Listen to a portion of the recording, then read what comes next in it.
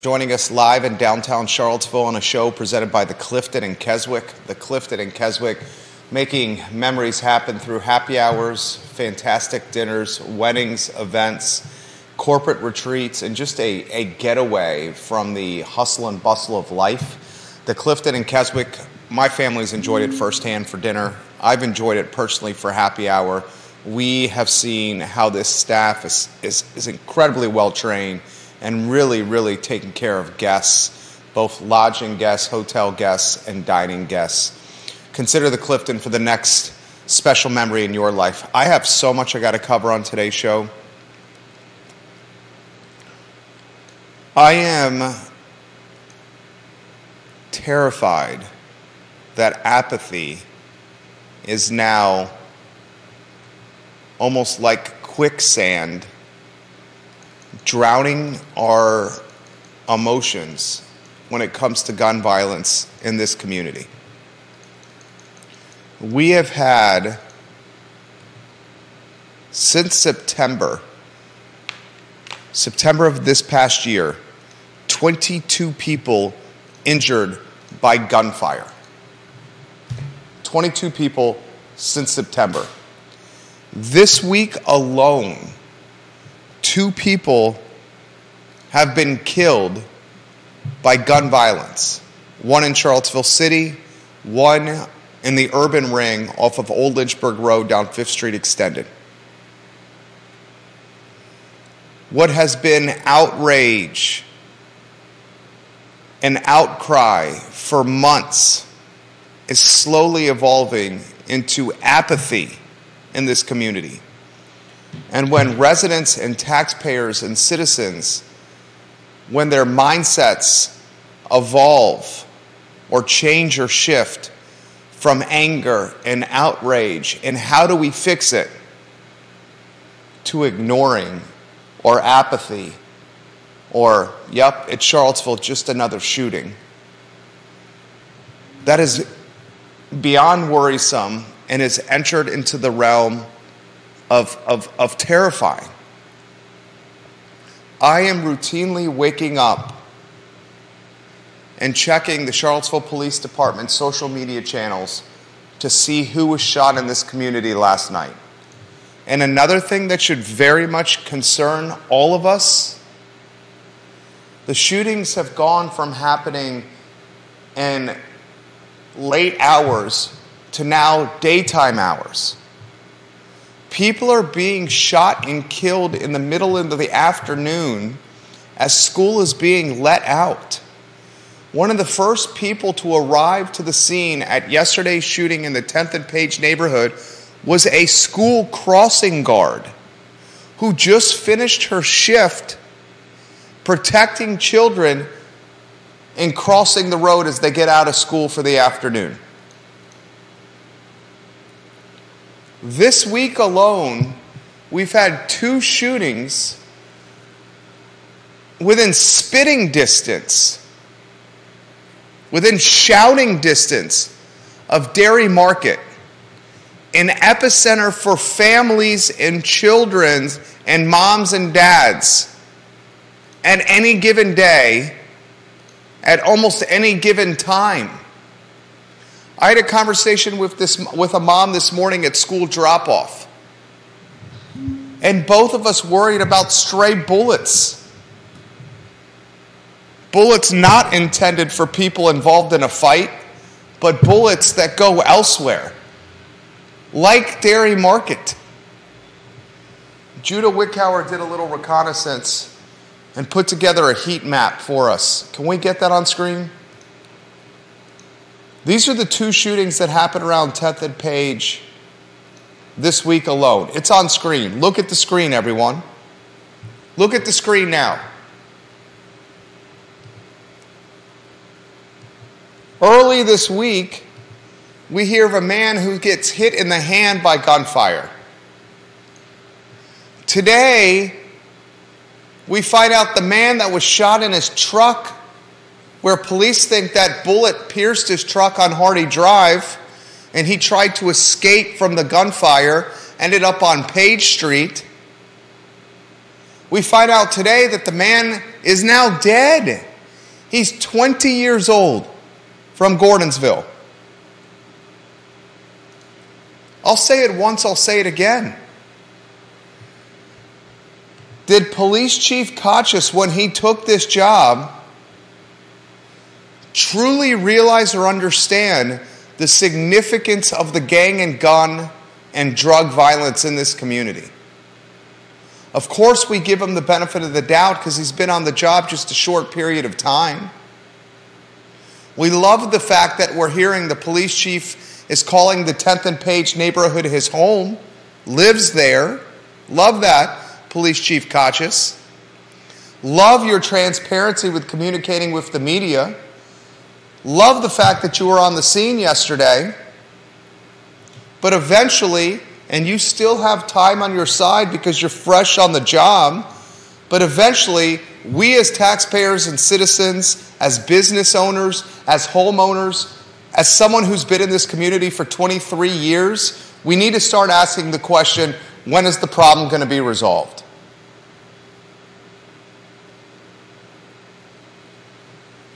Warrior AG on Twitter says, hard to have confidence in a government that constantly lets you down.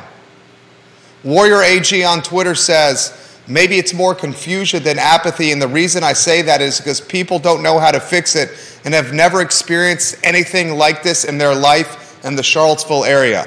Warrior AG, I read both these tweets live on air. Thank you for watching. Let's weave Judah in on a two-shot. Judah Wickower.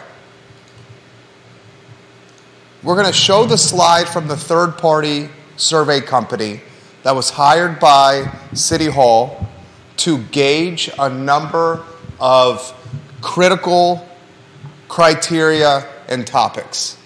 One of them was, how do you feel about the police? And yesterday we explained in overwhelming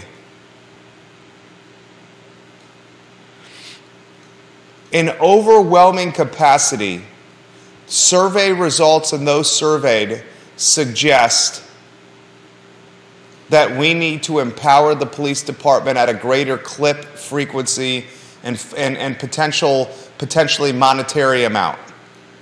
I'm putting that graphic from yesterday up again. That's on screen from yesterday? Well done, Judah. Look at the screen. This is a slide from AlbCo, the third-party company hired by City Hall to gauge a number of important questions. It's on screen now. Look at the screen, everyone. People want the police to check out their neighborhood, to patrol their neighborhood. It's crystal clear they want that. 70% of folks surveyed feel it is essential or very important for the city to increase service levels for police patrol and investigative services. Dude, if anyone on Twitter in socialist Charlottesville continues to say, defund the police, take money away from the police, what the hell is the police doing? You tell them to shut the hell up right now. I'm so tired of that narrative from socialist Twitter, and I'm starting to get a little angry right now if you can't tell. We have people dying in the middle of the day in our town. Yesterday, a 20-year-old kid, he's 20, he's a kid, legitimately succumbed to gun violence and died in the middle of the afternoon, right after school was let out. The first person on the scene, or one of them, was a school crossing guard. She said in the Hall Spencer's Daily Progress story, did you read it? She said in that story, I showed up to the truck to see if I could help, and he was already changing colors. Yeah, she couldn't find a pulse. She couldn't find a pulse. She said he was changing colors before my eyes, dying in front of me. You read that, right? Yeah. If I hear one more time from anyone in this community, from Charlottesville Twitter, and you know who you are, Charlottesville Twitter. You know who you are, socialist Charlottesville. If you continue the narrative of defunding the police and taking away police patrolling, financing, strategizing, whatever the hell you want to call it. I'm just going to call you on it. ignore you, and tell you just to go away. And I encourage everyone in the community to have the confidence and chutzpah and courage to do the same. And I don't want to bring you into this. If you don't want to get into this fight, I'm happy to take this on my own. I'm tired of that narrative, dude. I'm so sick and tired of that narrative. A third of the department is empty. Shockingly, 22 people have been injured by gun violence in September. We are not going to solve this issue until we get a full department. And we back the department and show the community sees the department as superheroes and is encouraging the department to figure out what the hell's going on around our town. I want to ask you the question about apathy.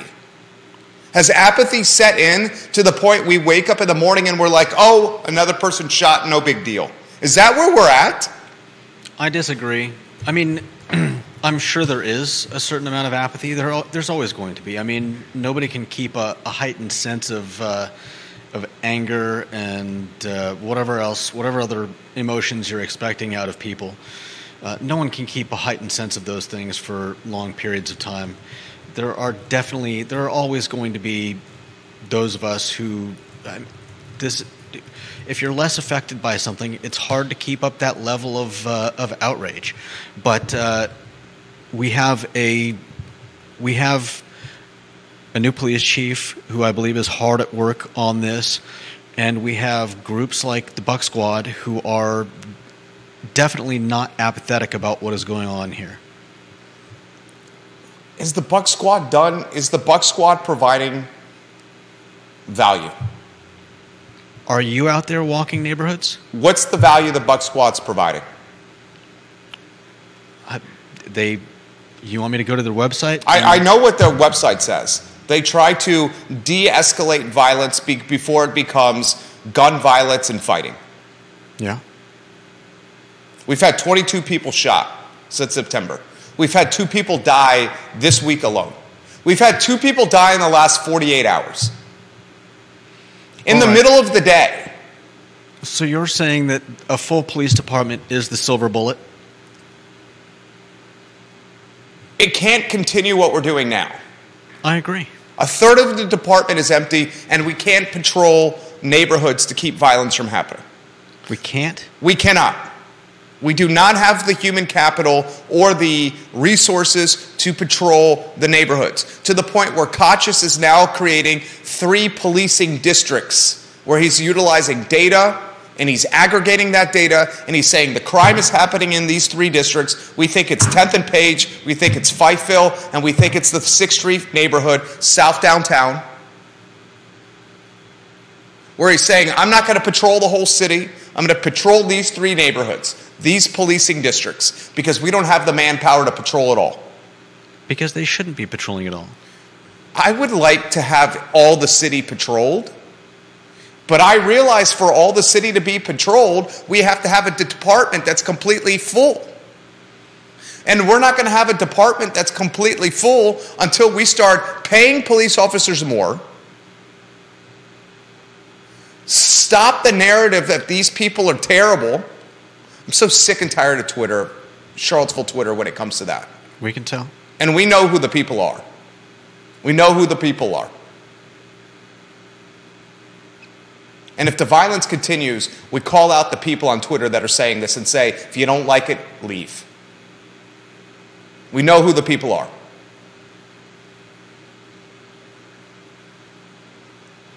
A 20-year-old doesn't have a shot to live life.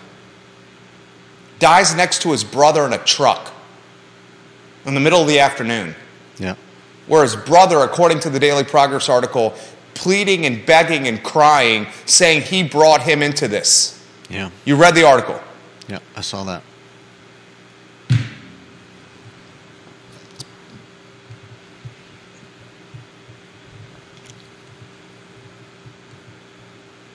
Aaron King, thank you for watching the show. We love you, Aaron King. You're a voice of calm for me right now, Aaron, because I'm angry.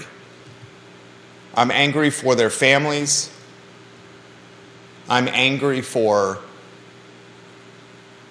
their parents. I see things so differently now that I'm a dad. I'm angry for the community. I'm angry for the police department. I'm angry for any children in the neighborhood who saw this. I'm angry for what this does for historically African American neighborhoods and how they're viewed and portrayed.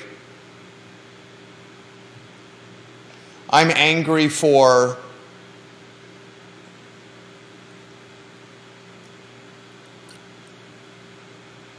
this town. What has been the narrative of Charlottesville over the last 6 to 9 months? Whose? It's been bloodshed. It's been bloodshed.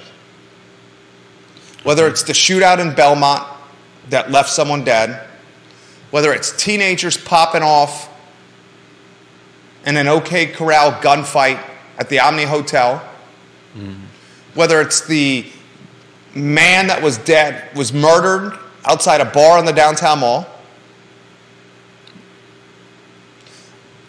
another man shot outside a quasi-casino on Harris Street. There's a gas station on Harris Street that has been turned into a quasi-casino with skilled games. They're called slot machines. Don't give me that narrative of skilled games. Man in his 30s shot outside a skill game parlor in the middle of the week. Not even 48 hours ago, a man in his mid-30s murdered in the urban ring off Old Lynchburg Road. Middle of the afternoon, someone shot, later died, within shouting distance of a building that routinely has hundreds of kids in it. Yeah. Within shouting distance of the University of Virginia. The only reason that this is in more outcry or outrage in this community is the violence is being pocketed or contained to historically violent neighborhoods. I mean, what kind of outcry do you expect to see? What kind of outcry do I expect to see? I've seen a lot of people fearful, a lot of people angry. Moms and dads watching this program. Is our friend Matt Daring, the king of bicycling, watching today? Matt, are you watching right now? He has said multiple times on this program he feels comfortable with his children riding their bicycles unsupervised from their fight-filled neighborhood in many areas of the city. He said he feels comfortable with that? Yes. Okay. I would love if any parents watching this program, what is your level of comfortability of A, dropping your kids off on the downtown mall and then coming back hours later and picking them up? B, dropping your kids off around the UVA corner or grounds and coming back hours later or picking them up? Dropping your kids off anywhere in Charlottesville City unsupervised and coming back hours later and picking them up. Moms and dads watching this program, how comfortable, confident, and willing are you to drop your kids off in this town unsupervised for hours and then meet them later to pick them up? I would bet you there's a boatload of moms and dads that may have done this last year that are not doing this today. Fair enough. My wife certainly would not. Which speaks to a lack of apathy. Are you saying that Matt Daring is wrong? Did I say he's wrong? I didn't say once he's wrong. I'm asking what his confidence level of allowing his children to ride their bicycles without parental supervision around Charlottesville like they've done for a long period of time. I would love to know that. Katie Pearl watching the program. It was great to see you this morning, Katie. She says straight up, I feel uncomfortable going into the city of Charlottesville with my children. Mother of 5. You know her. Mm-hmm. She's come on the I Love CVille Network multiple times. Legit person. Yeah. Respect and trust what she says. Mm-hmm. Guess what? My wife is saying that too. My wife is saying that too. And everyone watching this program knows if mama and the missus ain't happy or is unwilling to do something, the family's probably not going to do it. Anyone watching this program understands that concept.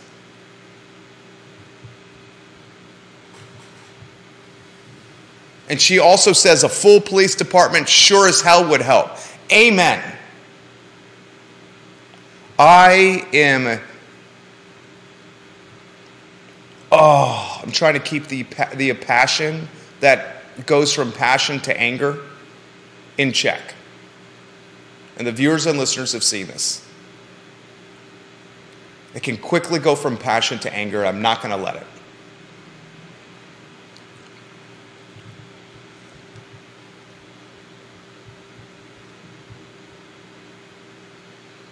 We cannot tolerate 50 or 60 people in socialist Charlottesville continuing to crush the Charlottesville Police Department by a death of 1,000 cuts.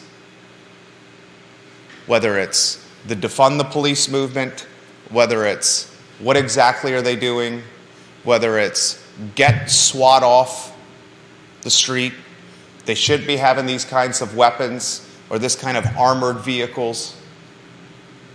We're losing the battle.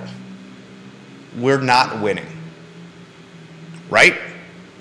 You'd say 22 people shot since September is losing the battle.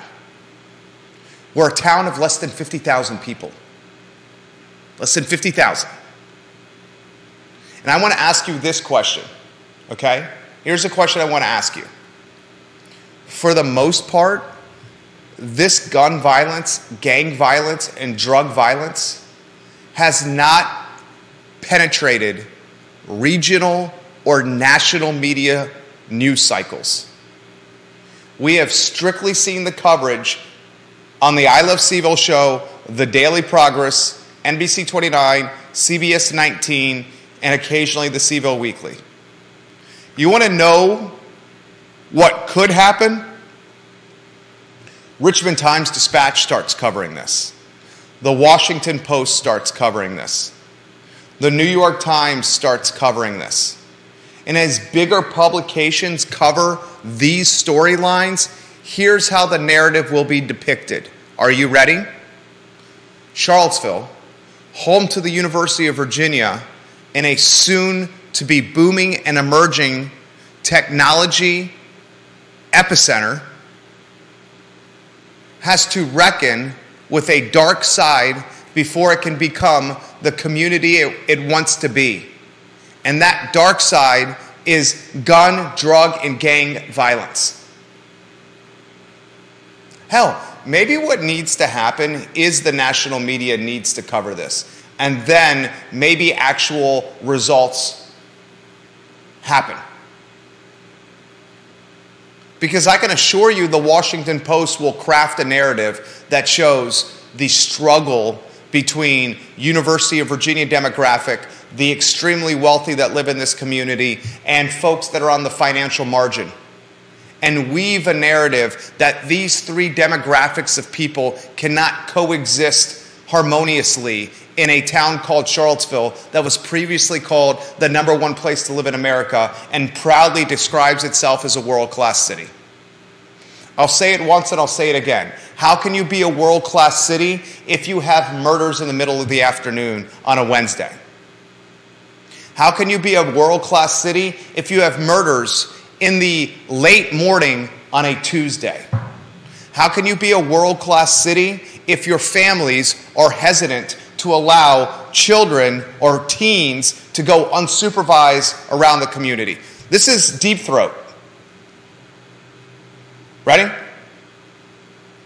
My wife will not let my kids ride their bikes, but that is less related to crime than to the terrible bike infrastructure we have around here. We let them ride around Houston, by the way, but not Charlottesville. That's pretty insane. Here's Grayson watching the program. There's not a chance in hell my wife would let our 13-year-old to be anywhere near downtown unsupervised. They ask, we say no. They ask, we say no. They ask, we say no.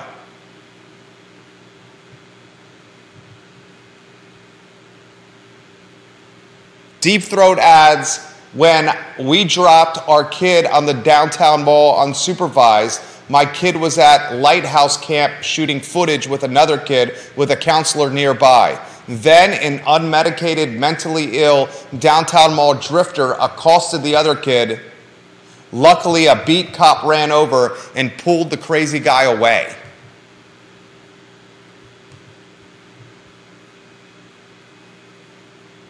Jojo Robinson asks a very good question.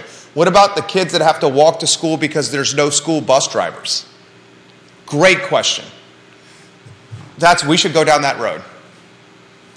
We have a significant bus driver shortage in Charlottesville City and Albemarle County, to the point where Charlottesville school system is utilizing a school bus, a walking bus is what they call it, the walking bus. And the walking bus has groups of students walking together from their homes and various points in the city to their schools. Can you imagine if a walking bus, and we know a walking bus is in the 10th and Page neighborhood, there was a school crossing guard that was on scene. Obviously, if there's a school crossing guard that's on scene, there's enough students walking in the area that a crossing guard has to be positioned there. It sounded like she had she already dropped off the kids? She picked up kids that were walking home from school, and she straight up said in that Daily Progress article, I don't want the children walking by themselves from school on this side of town. She straight up said that in the Hall Spencer article. The school crossing guard described it as this side of town. And she got kids in her car and drove them to their school because she did not want them walking. That is a crossing guard, a paid professional, telling the community that these kids should not be walking on roads by themselves. Did you hear that? That's exactly what that means. She straight up said, I picked up kids that were walking home from school and I drove them to their house because I didn't want kids walking on this side of town. That's literally in Hall Spencer's Daily Progress article today. I know. And you know how this situation gets even, I was going to use a profanity, how this situation gets even worse? You want to know how it gets worse? A stray bullet hits an innocent bystander and they die. Yeah.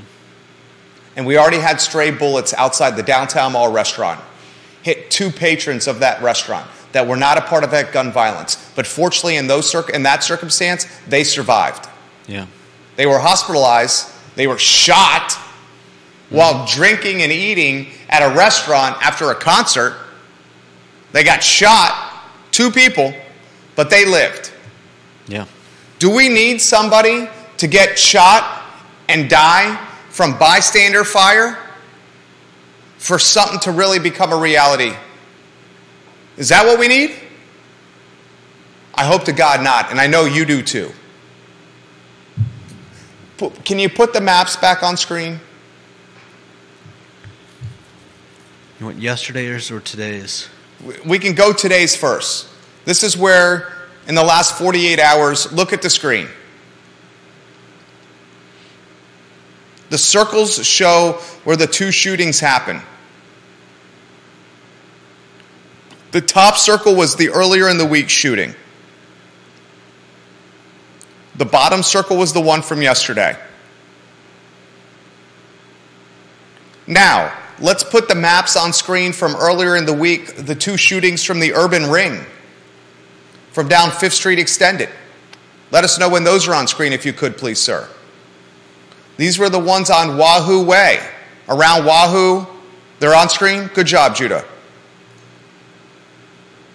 Literally across from the police department, Albemarle County. These are the 2 shootings. Look how close in proximity they are.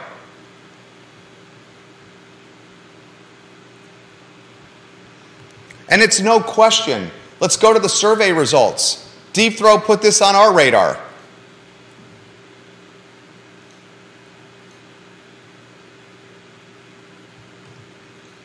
These are survey results. The headline, and you got that on screen?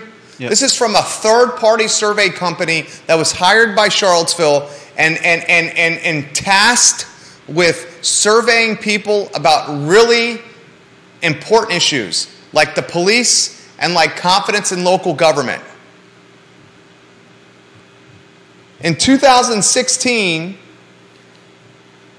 overall confidence in Charlottesville government was at a 58% clip. In 2022, it's 29% lower. Now, it's important to emphasize in 2016, that was before the Unite the Right rally. That was before August 12, 2017. Since August 12, 2017, the confidence in local government has diminished significantly.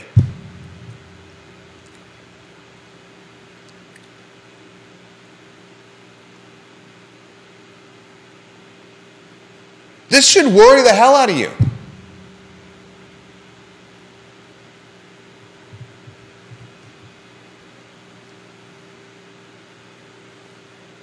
Kevin Yancey watching the program. If you engage in criminal activity knowing there's a possibility of violence or arrest in jail, I have no sympathy for you. I do not have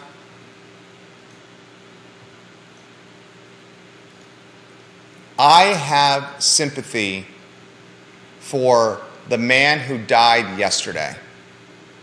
I guess he died today.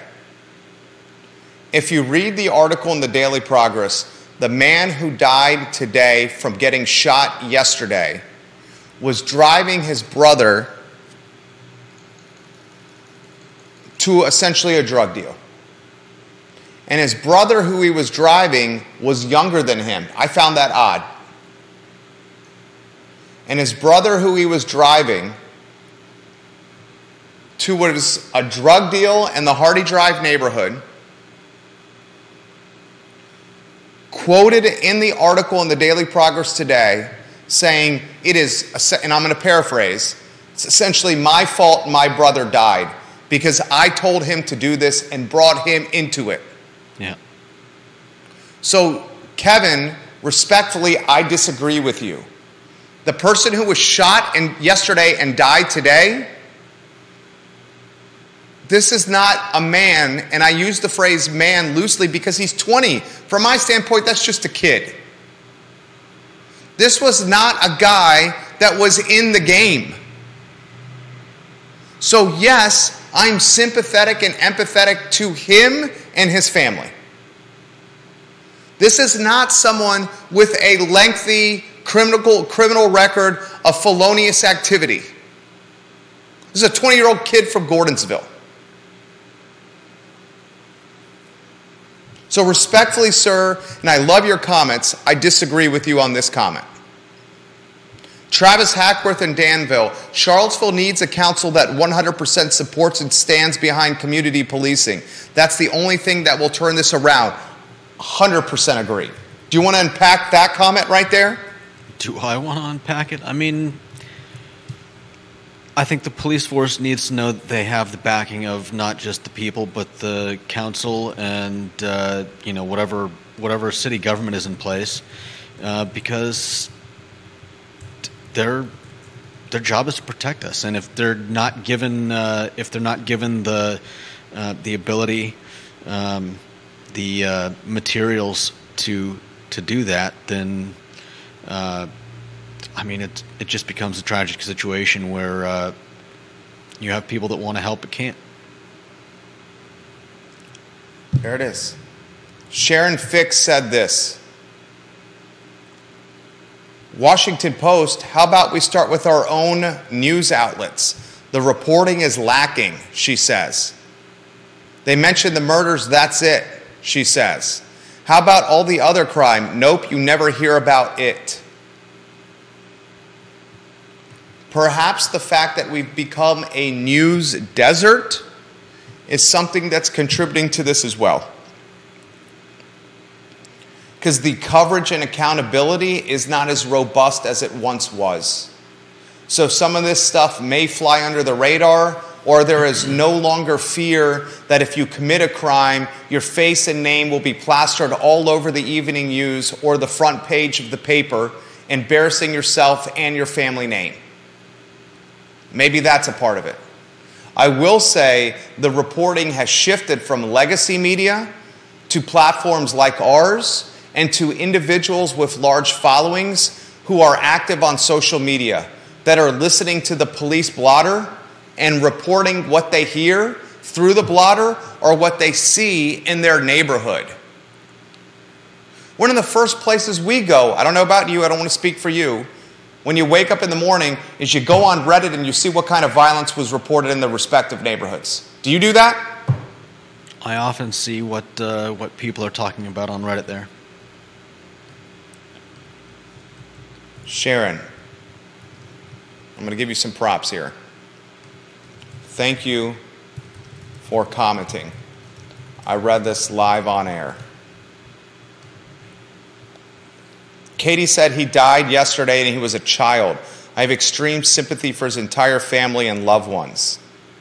Mm-hmm. Me too. Well said, KTP.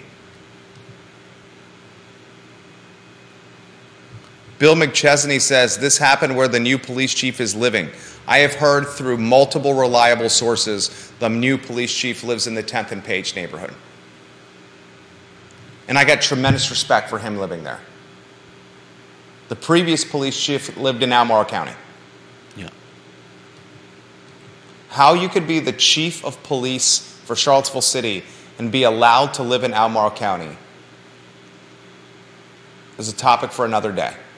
And I don't think it's anywhere near being a teacher in Charlottesville City and choosing to live in Albemarle County. That's not comparable. The chief of police should live in the city he or she serves. You disagree? I don't disagree, but I don't know the particulars of why she happened to be living in Albemarle County, so I'm going to hold my judgment. I would imagine it's for quality of life in a larger home. I could imagine a lot of things.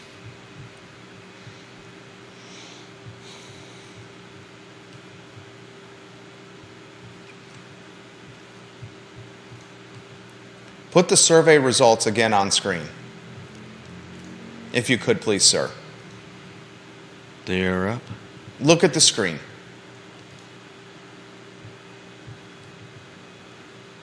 I'm curious if those survey results were taken today,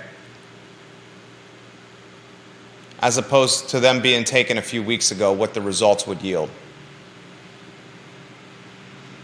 Anonymous says, look at the survey results. We need council to support police, but what we really need is a new council. This one is a total embarrassment. We could do better digging up council from a vegetable garden than electing one given the quality of candidates we get. And shockingly, you want to hear the shocking comment on this? Here's a shocking comment. This council is exponentially better than the council led by Nakia Walker. And it's not even comparable. This council is exponentially better than the council that featured Mike Signer, the man who hates snow days. This council is exponentially better than the councils that had Mike Signer, Nakia Walker on the dais.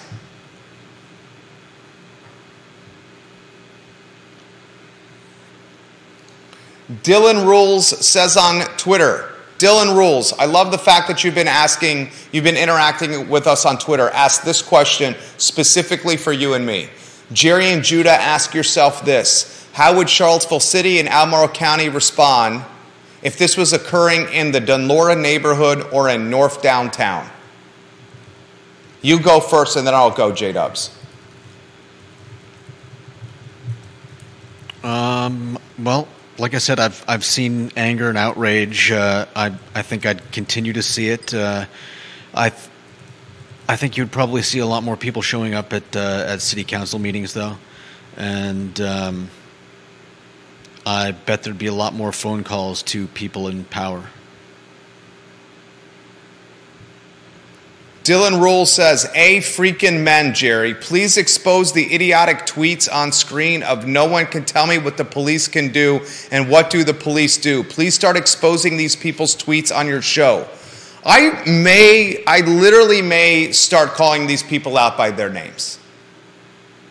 Socialist Twitter loves to hide behind anonymous Twitter accounts, fake profiles, and phony names. I have my picture and my name on all my social media. Socialist in Charlottesville Twitter likes to say, oh, I'm leaving Twitter because Elon Musk is the new owner, and I'm going to this new platform called, what's it called? Mastodon? What is it called? I can look it up. They're even putting their new handles on this new platform that's away from Twitter. It's democratic and socialist in its algorithm and its content. It's not owned by a capitalist and Elon Musk. Yet, what do they do?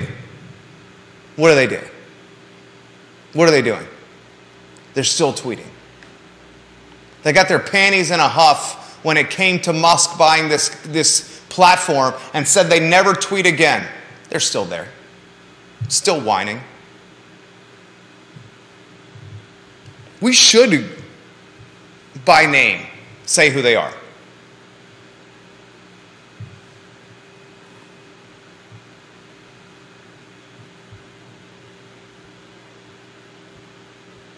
We don't know this. Good question from Linnell.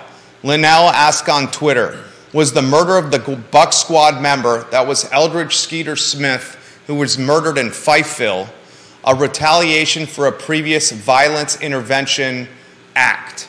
We do not know that yet. We do not know motive. We do not know motive. I really hope it was not because of that. We have no idea of motive of Skeeter Smith's death. But if Skeeter Smith's death was at all tied to Buck Squad intervention, I would be devastated. Your thoughts? Yeah, I think that would be terrible, but I mean, it would go to show that they are having an effect. And I'm not trying to throw shade at the Buck Squad.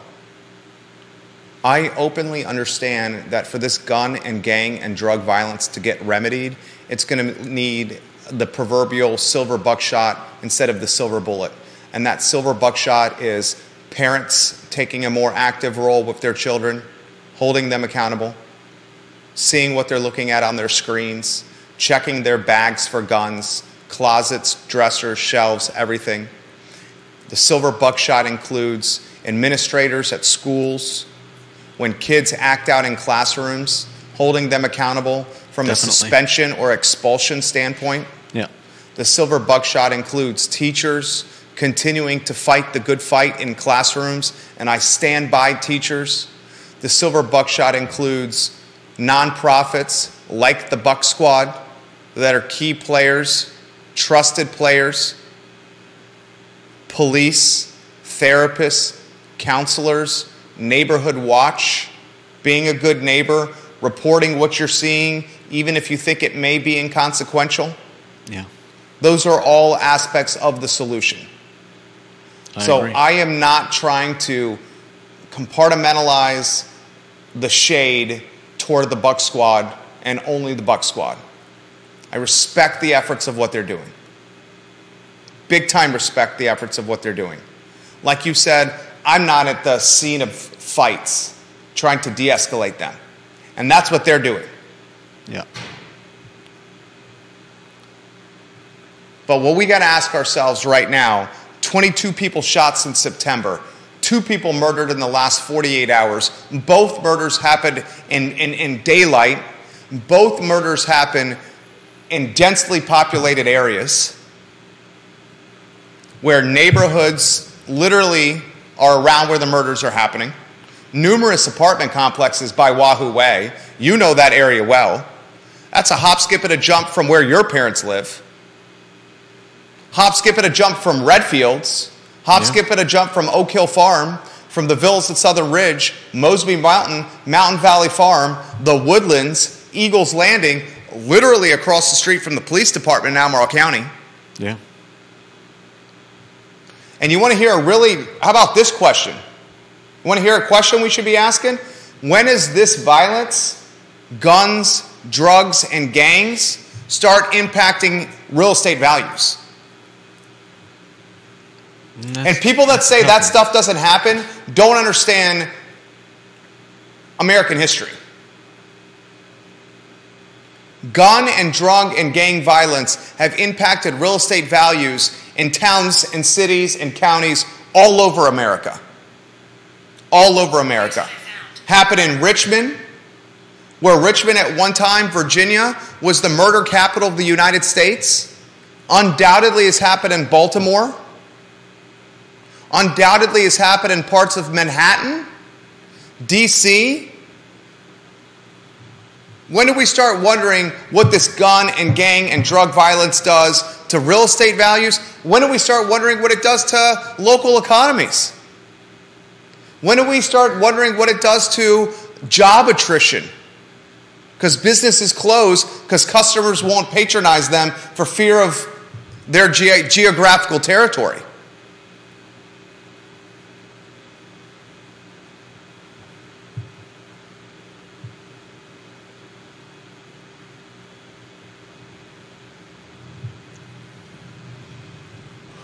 What do you want to add to this?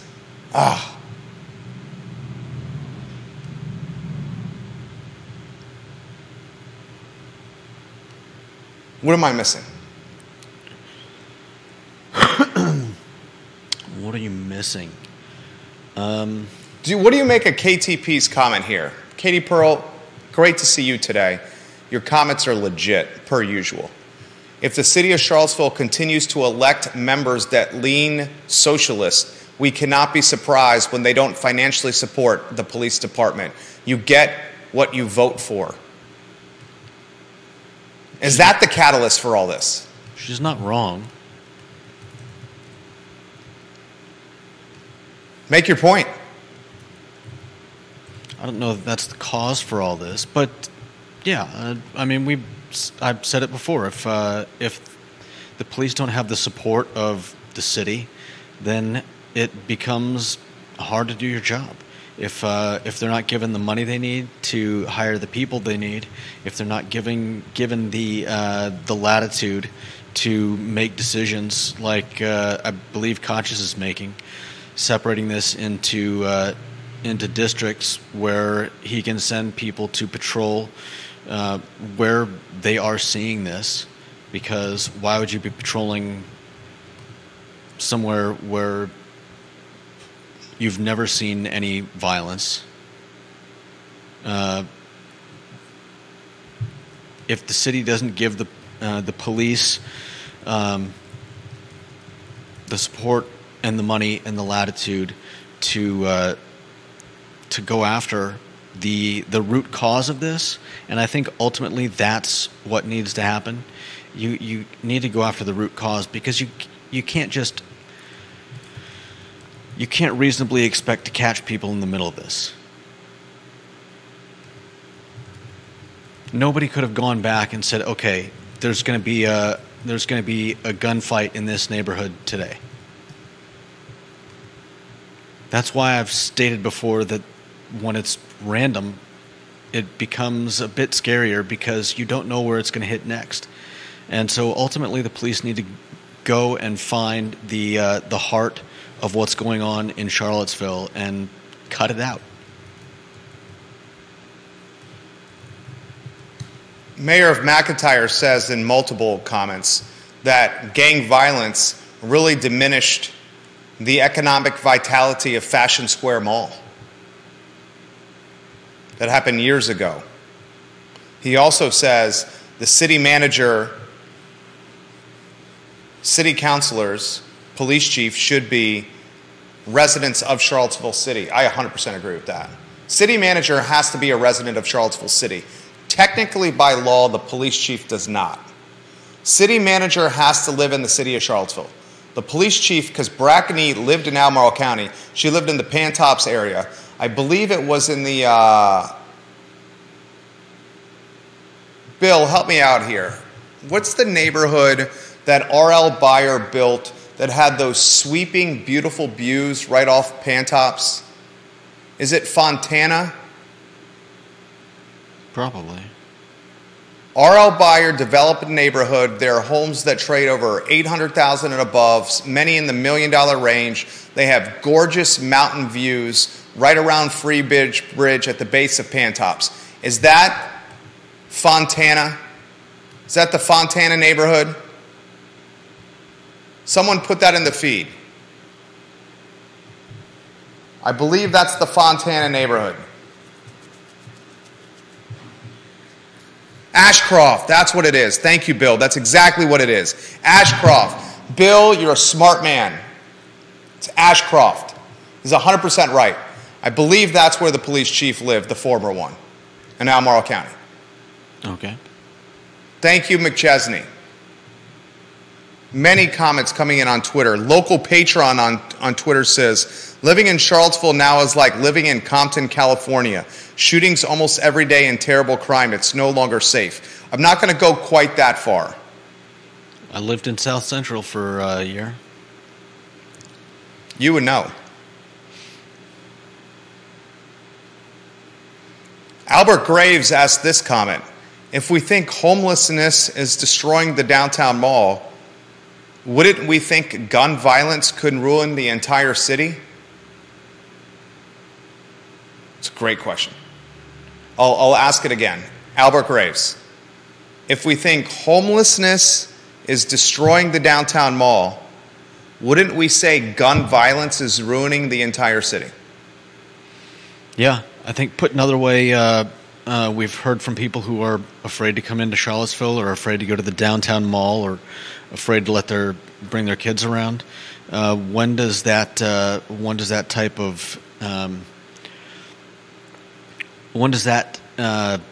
become endemic to a larger proportion of people, so that more people are afraid to come into Charlottesville? And when does that fear spread farther and farther past the borders of our community into people who might want to? When does someone read something in a newspaper article, or probably not a newspaper?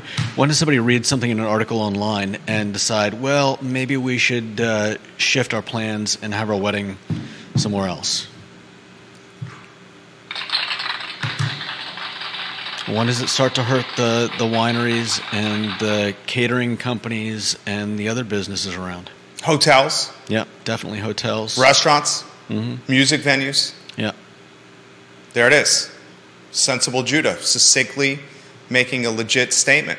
100%. 100%. 100%. And it's just a number of shootings away from this becoming Washington Post or Richmond Times Dispatch fodder.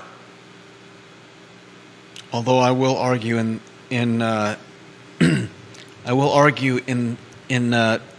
about that I think they have their own issues to report on. Yeah, but here's why it's a story. Because Charlottesville because it's unnatural. Yes, that's why it's a story. Charlottesville historically has been a safe haven. That's fair. Because this is so, what's the word you used? You mean endemic? Because this is such an anomaly or unexpected. Did you say unnatural? Yeah. Maybe that's not the best word. What's the word we're looking for? Because this is so out of the ordinary. Anomalous. There it is. Say it. Anomalous. Exactly. Because this is so out of the ordinary, that's the story. Right. It's not a story, gun violence plagues inner city Richmond. Everyone's going to be like, of course. We know that. Gun violence Poor Richmond. Gun violence ravages inner city Baltimore. Duh. Yeah.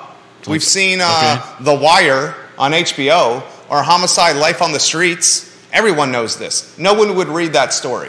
But someone would read this headline: gun, drug, and gang violence plagues wealthy Charlottesville, home to UVA. People scared. Will attendance drop? And does the economy suffer? That's a front page, above the fold, A1 story. Don't give them ideas. You used to be a headline writer. People would read the shit out of that story. That would go viral. Yeah. And we're a few events away from that happening.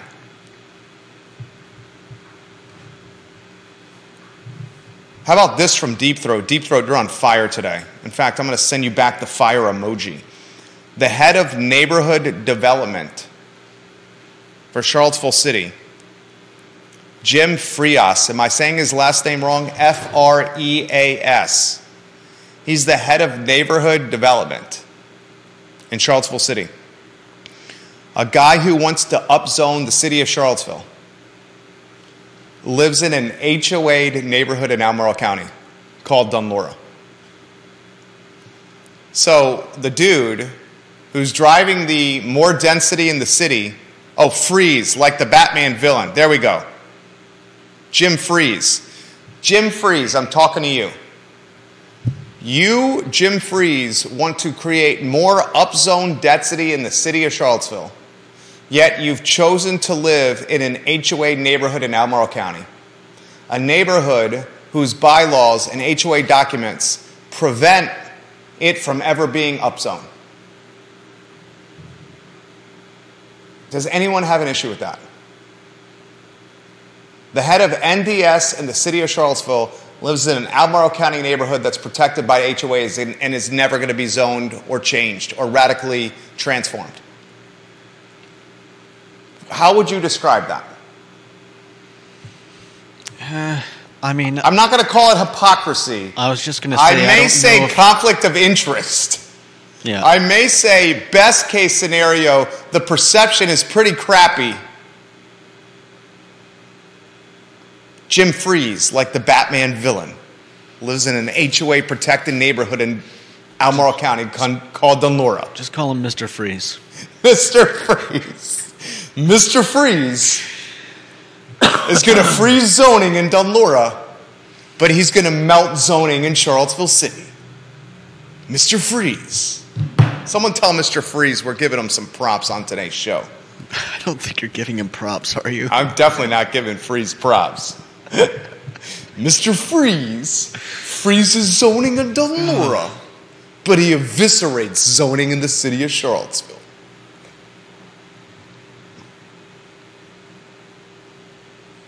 Yeah, great comment from Deep Throat. Every chef should eat their own cooking, but this doesn't inspire confidence. Mr. Freeze is like, nah, no thanks. I don't want any of this zoning in my neighborhood. To be fair, he didn't write, I doubt he wrote the HOA bylaws. But he chose to move there. Right. He chose to move there. And the perception of that is pretty crappy. I understand. You have to give Deep Throat that. Yeah, no, I'm not disagreeing with that. Dr. Rachel Brackney, I'm coming to Charlottesville City to fight crime. Nah, I don't want to live in Charlottesville City. I want to live in Albemarle County. Dr. Rachel Brackney, I'm going to come and be the savior of violence in the city, but I don't want to live there, though. I ain't living there. I ain't living there. You got to give me the perception is crappy. You got to give me the perception is crappy. When you put it that way, yeah. I'm going to fight crime in Charlottesville City, but I'm not going to live there. Anybody else think that's a little shady? Vanessa asked a fair question, the Queen of Earlysville. What happens to students when they are expelled? Does the state still provide funding for them to get an education in an alternative setting? Punishment consequences should be expected, but who picks up the back end to help lead these kids down a more positive, productive path? Having undereducated young people hanging out with nothing to do while most of their peers are in school and their families are at work is not likely to produce better results for them or their community. That's fair. That is a great question. That's a great question. I think we often rage about the fact that nothing is ever done to students at schools for whatever it is they are doing. I read someone. I heard someone talking about the fact that complete, like, total classrooms, the entire classroom can be disrupted by one or two kids, and absolutely nothing is done. No accountability. Yeah, and that definitely implies no ejecting them from the school. But that leads to an excellent question like this. If they did, how would we, if they were expelled? Yeah, we want those kids to become, upstanding citizens. Yeah, we don't want them to be forgotten or thrown away. Yeah. But if you get expelled from public school, if you commit acts that get you expelled from public school, the second chance should not be in the school that you were expelled from. Maybe the second chance is an opportunity for you to go to vocational school, K-Tech. Maybe the second chance is some kind of internship program working with the police department. Okay? I'm with you that I don't want those kids to be forgotten. Yeah. But if you're beating people up, or you're cussing teachers out, or you're hitting teachers, or you're assaulting people, or you're dealing drugs, or you're sexually assaulting people, allegedly. I don't even have to say allegedly anymore, do I? Because the Albemarle County Police admitted that there were kids arrested for that JV locker room incident. Yeah, I think... Once they arrested them, I don't have to use allegedly anymore. I think in the cases of some of the stuff that you're talking about, I would hope that the school would turn those kids over to the police. Yeah.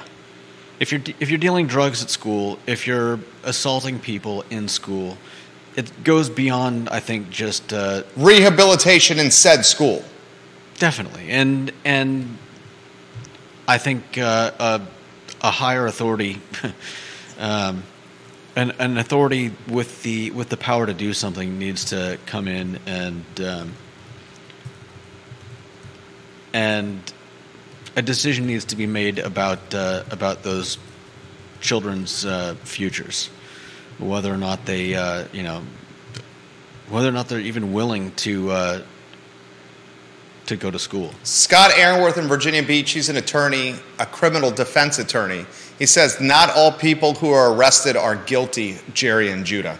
That is completely and 100% true. That's 100% true. Allegedly goes away once convicted.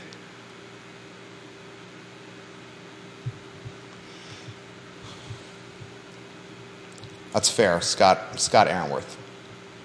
He's an attorney. He's an esquire, a criminal defense attorney.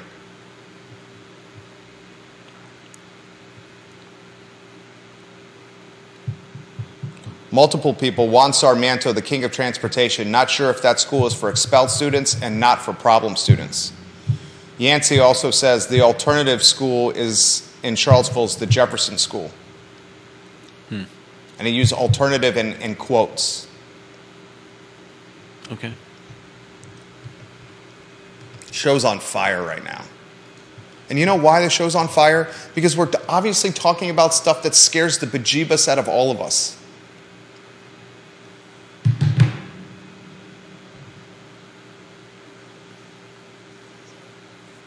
Local patron on Twitter says, Fifeville used to be safe. Now they no longer feel safe in that neighborhood because of gang violence.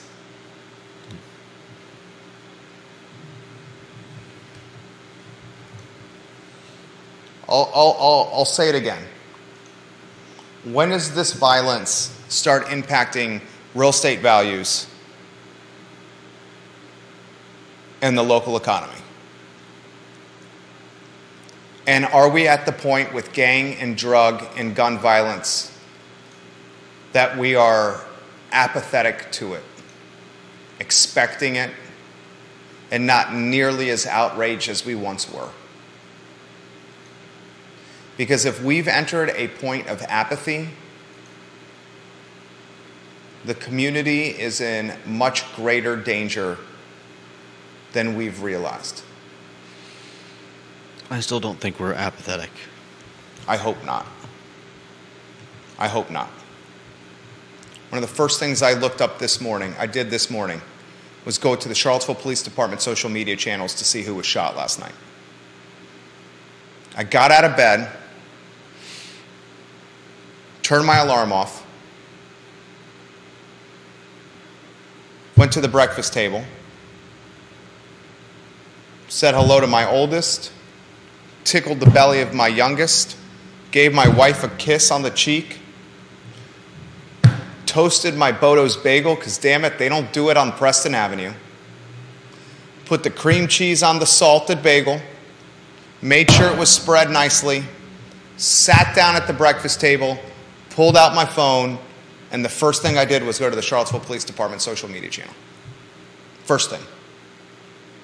Before checking how the markets were doing and early trading, before reading local headlines on any of the media outlets, first thing I did, Charlottesville Police Department Facebook page. How would you characterize that from an emotion standpoint? How would I characterize your emotions? How would you characterize someone where one of the first things they do in the morning is to see who got shot last night? I mean, some people might call it, what is it, hyper... Paranoia? Maybe. How do you call that, viewers and listeners? Hypervigilance. Kevin Yancey says he wanted to be a school bus driver, but he turned down the job and he has a CDL because of the tiered structure before anyone can be removed from a bus in Waynesboro. You call that hypervigilance? It's not really, but it's close. Hypervigilance. I mean, let's cut to the chase. Part of it's preparing for a talk show. What? Part of it's preparing for a talk show. Yeah. But I would much rather, the first thing I do to prepare for the talk show would be see what businesses are opening up. And I don't know if anyone's realized this. I try to highlight this fact. There's a lot of businesses that are closing or trying to sell in a last-ditch effort before closing. Yeah. A lot.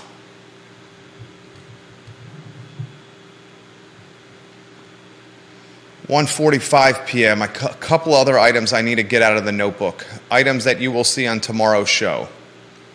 Local patron calls it hyper-awareness. Hyper-awareness. Is that the same thing as hypervigilance? I think it's probably in the same family.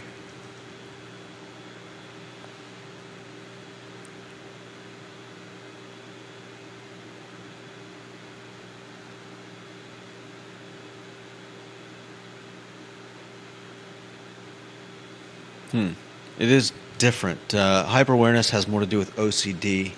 Hypervigilance has more to do with PTSD.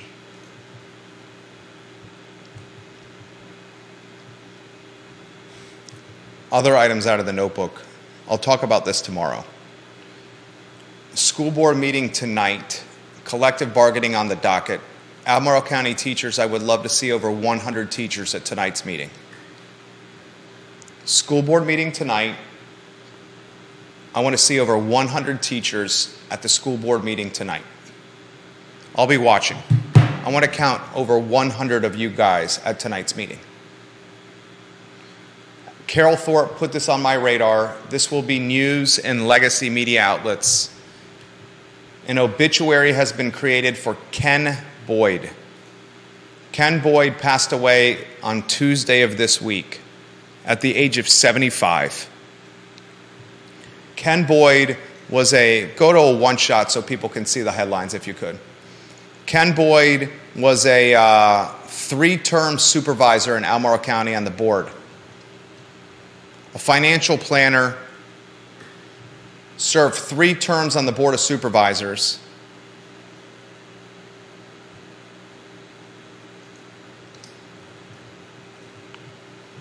He was a chairperson from 2007 to 2008.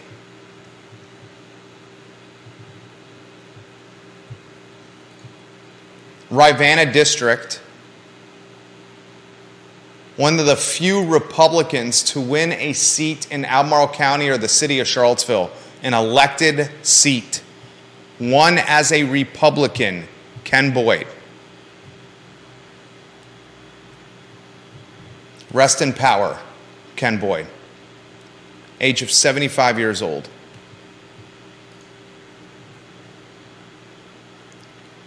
Last topic I'll bring up on the show, Virginia basketball took it on the chin against Boston College And over the last 3 or 4 games, this basketball team, the offense has been anemic.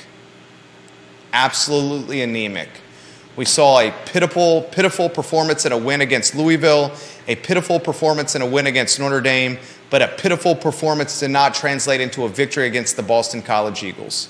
Right now, Tony Bennett and his team are lacking an offensive identity, and the small ball that was working about a month ago with Vanderstash in the starting lineup in place of Shedrick is no longer working now.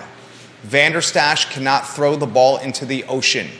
Defenders are daring Vanderstash to shoot to prevent Beekman and Franklin and Clark from driving to the rack. Tony Bennett, and I have amazing confidence in Coach Bennett, put the man's name on the court. The Tony Bennett Court, John Paul Jones Arena.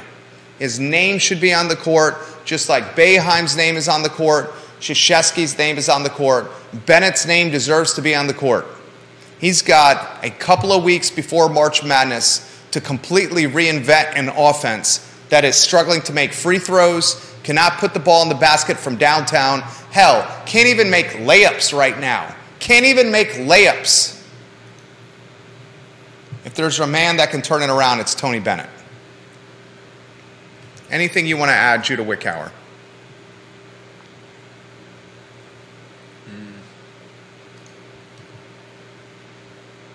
No.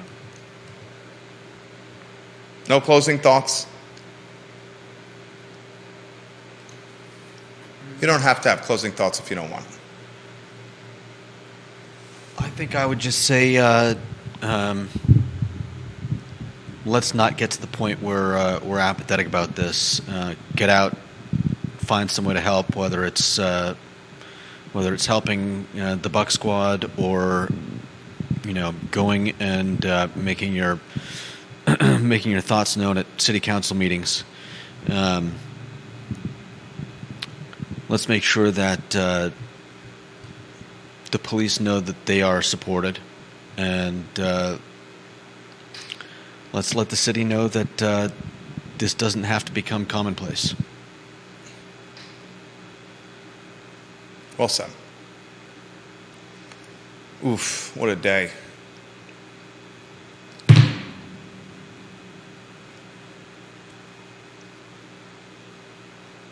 I empathize and sympathize with any of the parents and family members and friends and children that are associated with any of the people that have died from gang, drug, or gun violence. And I empathize and sympathize with the family members, significant others, the friends and children, even the people that are committing the crime. I don't have much sympathy and empathy for those